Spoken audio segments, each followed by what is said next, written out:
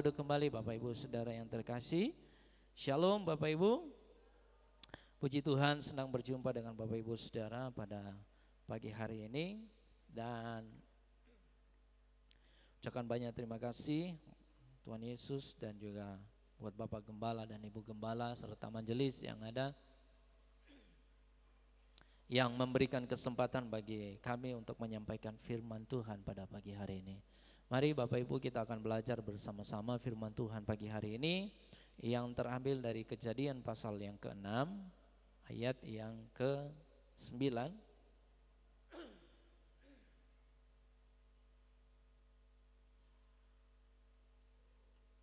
Kejadian pasal yang ke-6 ayat yang 9. Yang sudah dapat katakan amin. Puji Tuhan, kita akan baca bersama-sama dengan suara yang keras dan lantang Bapak Ibu Saudara. 1, 2, 3, ya. Inilah riwayat.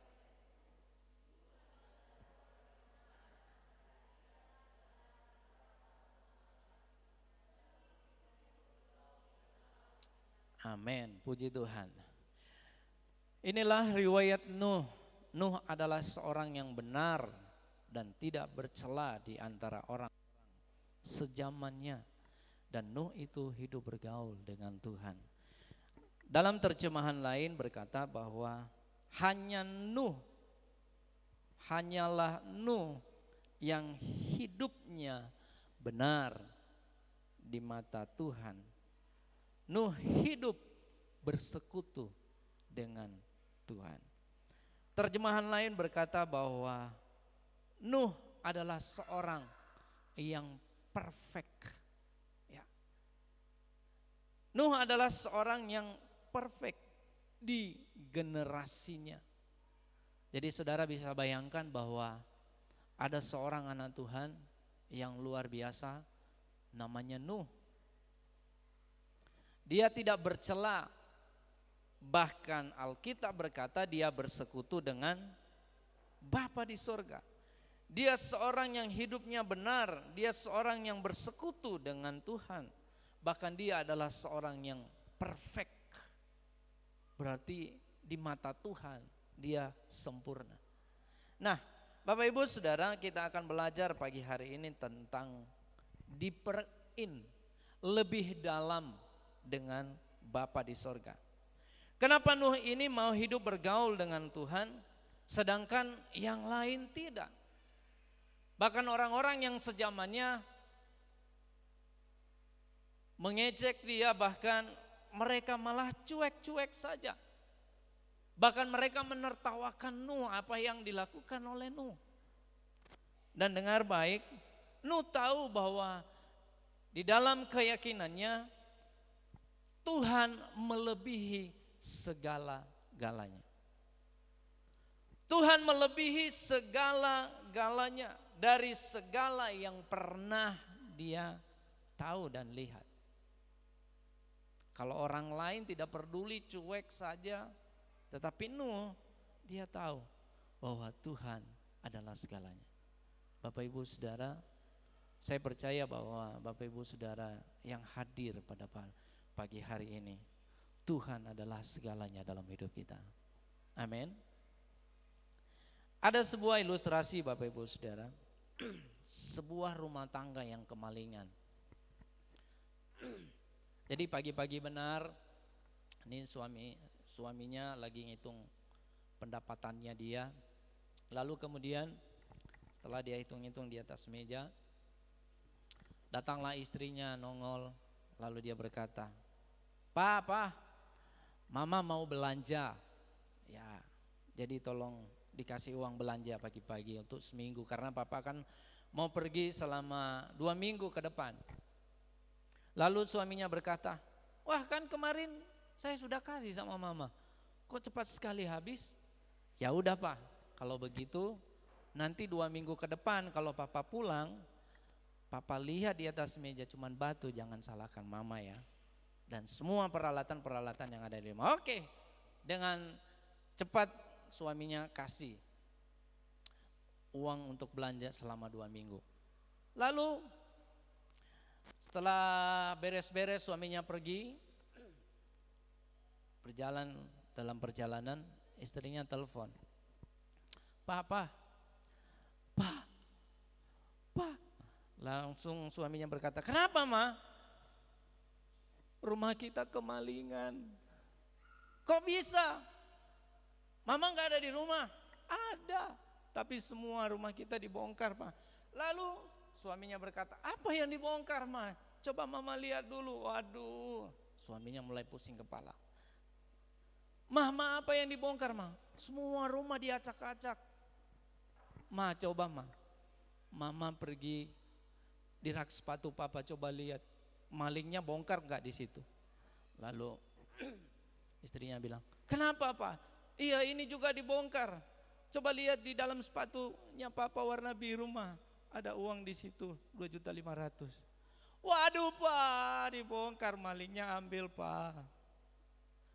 Terus mah coba lihat, mama pergi ke foto kita yang ada di dinding mah. Coba, Pak, juga malingnya bongkar Pak. Lalu suaminya mulai sakit kepala dan kebingungan. Ma, ada uang 1.500.000 di sana ma. Lalu kemudian, Pak, dibongkar semua Pak. Coba lihat di bawah tempat tidur kita ma. Itu di sela-selanya ada uang di situ Papa simpan. Iya Pak, dibongkar juga. Waduh, tambah kepikiran suaminya, hilang uang.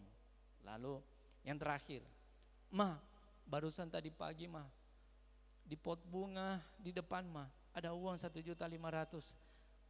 Hilang gak?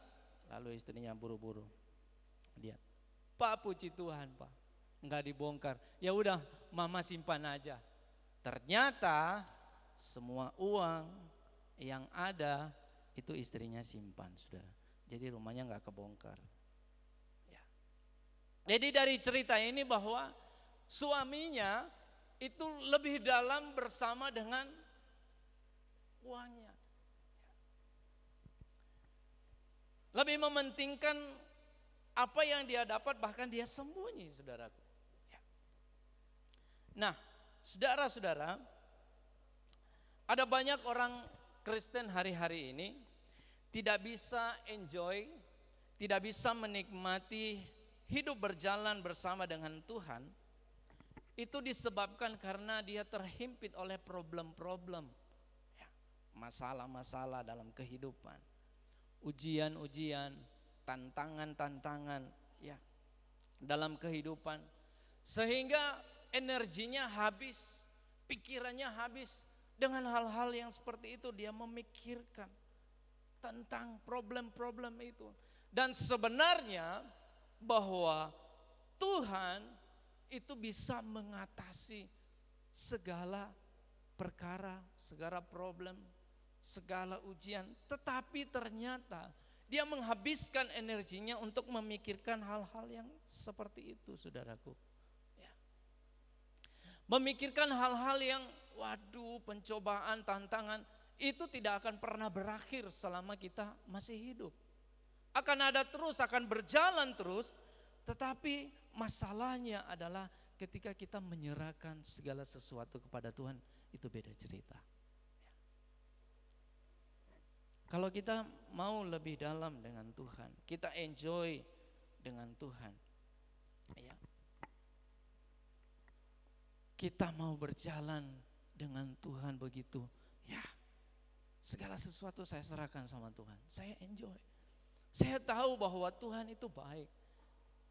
Saya tahu bahwa Tuhan itu luar biasa. Dia akan memegang tangan saya, berjalan dengan saya tidak perlu takut. Pencobaan itu biasa aja. Masalah itu biasa aja, tantangan itu biasa aja. Yang luar biasa itu kalau Tuhan tidak ada dalam hidup saya. Tetapi sebagai orang yang percaya, sebagai orang yang mengenal Tuhan, orang yang cinta Tuhan, ya, mari kita enjoy berjalan dengan Tuhan. Pernahkah kita merasa bahwa kita ini berjalan sendirian, mengejar sesuatu yang sebenarnya tidak terlalu penting, tapi kita membuatnya begitu penting. Kita mengejar, kita berlari sekuat tenaga. Kita berlari untuk mencapai sesuatu yang buat Tuhan, wah kasihan anakku ini. Kenapa kamu berlari mengejar sesuatu yang tidak memuaskan batinmu? Mungkin bisa memuaskan mata kita, bisa memuaskan hasrat kita, tetapi tidak bisa memuaskan batin kita. Yang bisa memuaskan batin kita hanya Tuhan. Waktu engkau enjoy berjalan bersama dengan Tuhan. Amin. Waktu kita berjalan bersama dengan Tuhan. Nah, Bapak Ibu Saudara, berkat karir, kesuksesan, pelayanan seseorang dia bisa capai, ya. Itu hanya bonus, itu hanya tambahan-tambahan dari Tuhan. Ya. Tetapi sekali lagi, kepuasan batin kita itu ditentukan oleh persekutuan kita dengan Tuhan. Amin. Ditentukan oleh persekutuan kita dengan Tuhan.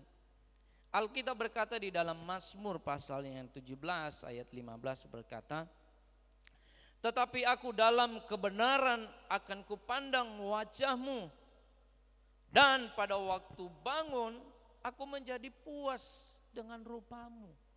Kalau terjemahan lain berkata gembira.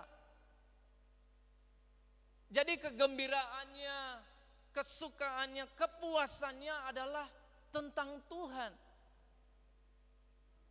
Kita bukan bangun, kita bukan bangga dengan apa yang sudah pernah kita raih, apa yang sudah pernah kita capai, pelayanan yang luar biasa, itu nggak bisa memuaskan kita. Tetapi Alkitab berkata, aku gembira karena aku tahu melihat wajah Tuhan itu dan bersekutu dengan Tuhan, aku puas dengan rupa Tuhan. Mari kita enjoy menjalani hidup kita bersama dengan Tuhan. Karena semakin dalam kita menikmati Tuhan, saudara, semakin besar pula dampak yang kita hasilkan dalam pengalaman-pengalaman dengan Tuhan. Experience-nya luar biasa. Kita nggak bisa beli hal-hal yang seperti itu. Dan kita nggak bisa mengulang pengalaman-pengalaman dengan Tuhan. Yang bisa mencatatnya hanya saudara dan saya ketika berjalan bersama dengan Tuhan. Ada pengalaman-pengalaman yang luar biasa.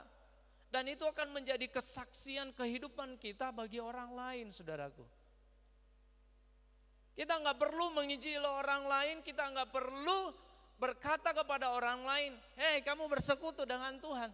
Nggak perlu, tetapi pengalaman kita dengan Tuhan waktu kita berjalan bersama dengan Tuhan, itu lebih banyak berbicara dibandingkan seperti saya berbicara hari ini kepada saudara. Pengalaman-pengalaman yang seperti itu, kita akan tahu bahwa Tuhan memang perkasa dalam hidup kita. Bahwa Dia adalah Tuhan yang selalu membela.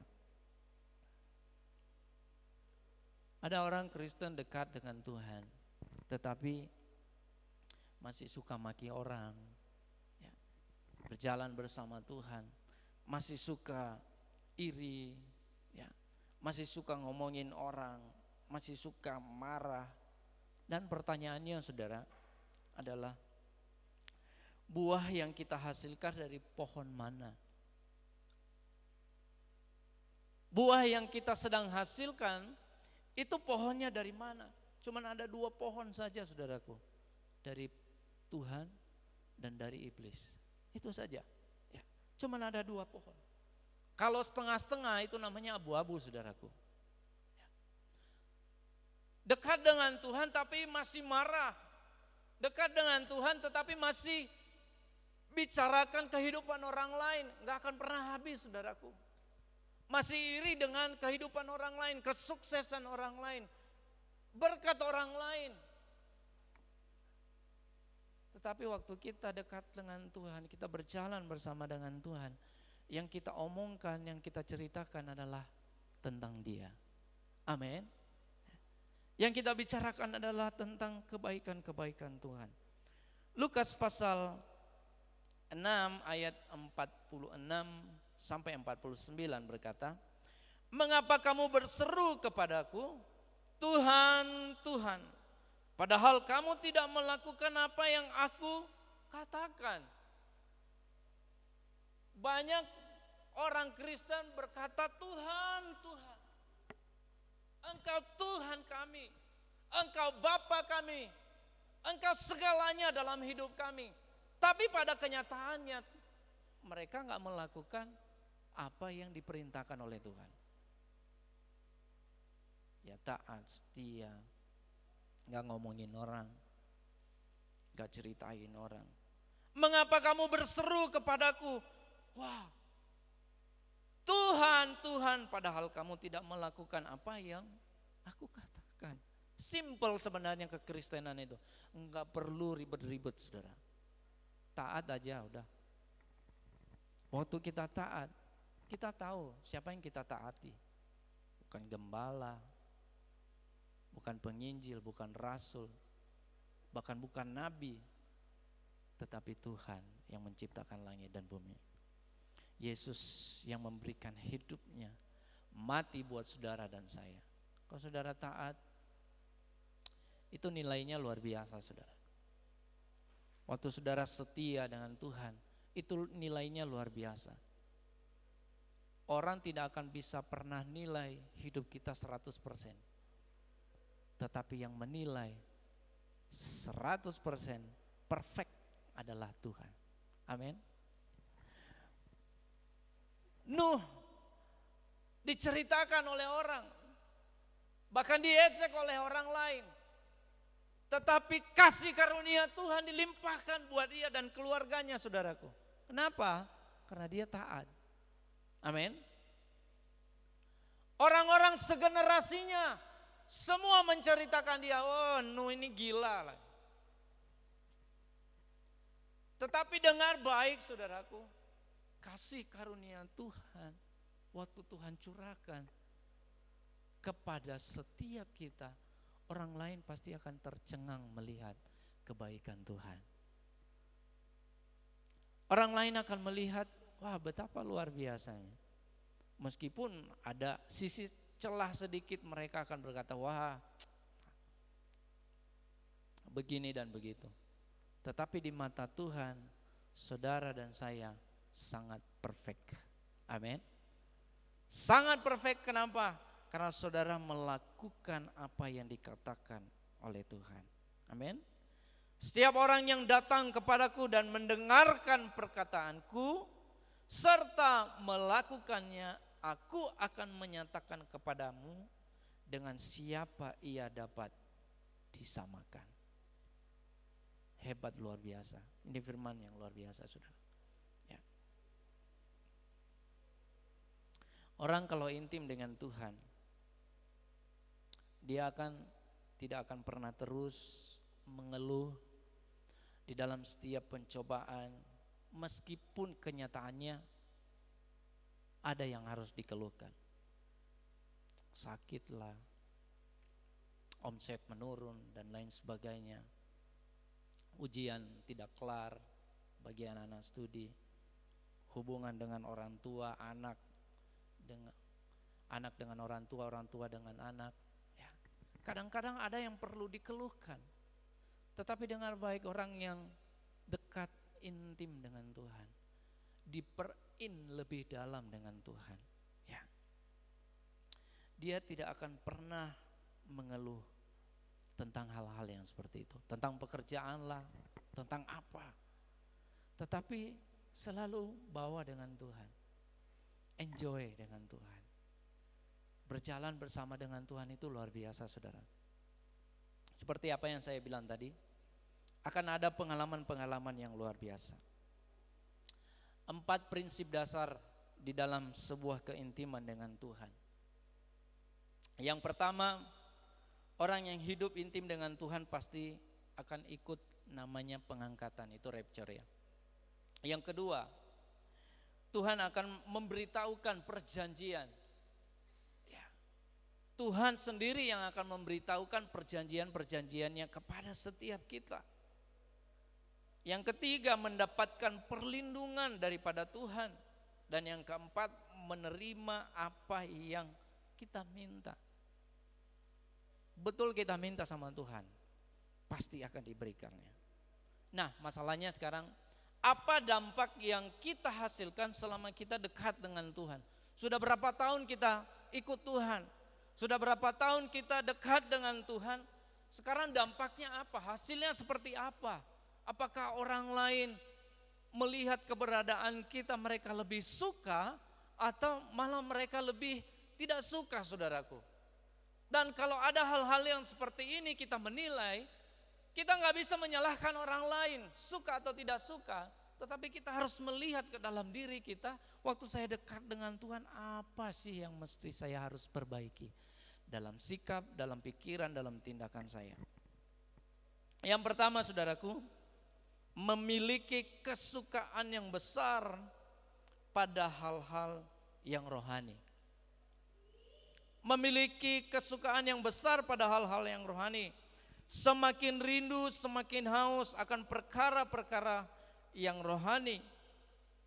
Hal-hal yang rohani. Jadi kita makin lebih suka dengan hal-hal yang rohani. Minatnya lebih besar, saudaraku. Ya. Cintakan Tuhan, setia. Ya. Ada orang yang baru dekat dengan Tuhan. Lalu dia harus mentargetkan sesuatu. Wah, saya harus baca 14 pasal, saya harus baca 15 pasal, saya harus baca Alkitab satu hari ini sebanyak 5 pasal. Dan kalau tidak, Tuhan akan marah. Atau ada orang bersaksi seperti ini, saudaraku. Ada orang minta keturunan. Selama bertahun-tahun mereka gak punya keturunan. Tetapi mereka merubah pola hidup mereka. Jadi mereka mulai bangun di pagi hari lebih awal. Jam 3 atau jam 4 mereka bersekutu dengan Tuhan. Makin bersekutu dengan Tuhan. Lalu singkat cerita selama 7 bulan atau 8 bulan, selama setahun, mereka bersaksi bahwa tiba-tiba puji Tuhan selama setahun terakhir ini, ya, waktu kami berdoa, waktu kami mulai baca Alkitab pagi-pagi hari, Tuhan kabulkan doa kami. Tuhan jawab doa kami. Tuhan berikan kami anak, dan puji Tuhan istri saya sekarang sedang hamil. Ya, 2 bulan. Saudaraku, kalau segala sesuatu yang kita dapatkan karena usaha kita, segala sesuatu yang kita dapatkan adalah karena usaha kita, apa bedanya kita dengan orang-orang yang pergi ke Gunung Kawi? Bapa kita tidak seperti itu. Kalau engkau mengenal hatinya, kalau engkau mengenal pribadinya, maka Bapa di sorga akan memberikan apa yang tidak pernah engkau minta. Karena yang engkau minta seharusnya adalah pribadinya. Saudara, Bapa kita itu bukan Bapa yang suka sogokan dengan perbuatan-perbuatan baik kita. Dia membaca hati kita melebihi usaha yang kita keluarkan, saudaraku. Saya baca Alkitab hari ini, sorry ya, saya akan baca Alkitab 5 pasal. Meskipun itu baik buat batin kita, tetapi Tuhan baca hati kita. Baca hati kita melebihi usaha yang kita keluarkan. Ada sogokan-sogokan, saudara. Dan seharusnya yang kita lakukan adalah ketulusan di hadapan Tuhan. Amin. Tidak perlu disogok-sogok, tidak perlu, kita enjoy bersama dengan Tuhan. Maka Tuhan akan membawa saudara dalam pengalaman-pengalaman yang luar biasa dengan Dia. Amin. Maka hari ini pastikanlah inti hati saudara adalah Kristus. Amin. Pastikanlah hari ini bahwa inti hati kita adalah Tuhan. Bukan apa yang sedang kita minta, saudara. Bukan sedang apa yang kita sedang usahakan, yang sedang kita doakan. bukan itu. Tetapi kalau seandainya itu sudah tercapai, apakah kita masih setia dengan bangun pagi jam 3 pagi? Apakah kita akan masih konsisten? Apakah kita akan masih komitmen? Itu pertanyaan yang begitu besar. Tetapi saya mau bilang pada pagi hari ini, mari inti daripada hati saudara adalah Yesus saja. Mau lebih dalam dengan Tuhan, mari perbaiki setiap hati kita. Mari beri waktu dengan Tuhan, buka hati kita. Dan pagi hari ini, mari kita lebih dalam dengan Tuhan, mengenal pribadi Tuhan, mengenal isi hati Tuhan, sebenarnya yang Tuhan mau dalam kehidupan saya seperti apa. Ya. Mari kita dekat dengan Tuhan, lebih dalam dengan Tuhan. Itu yang luar biasa. Puji Tuhan. Demikian firman Tuhan, saya tidak berpanjang lebar.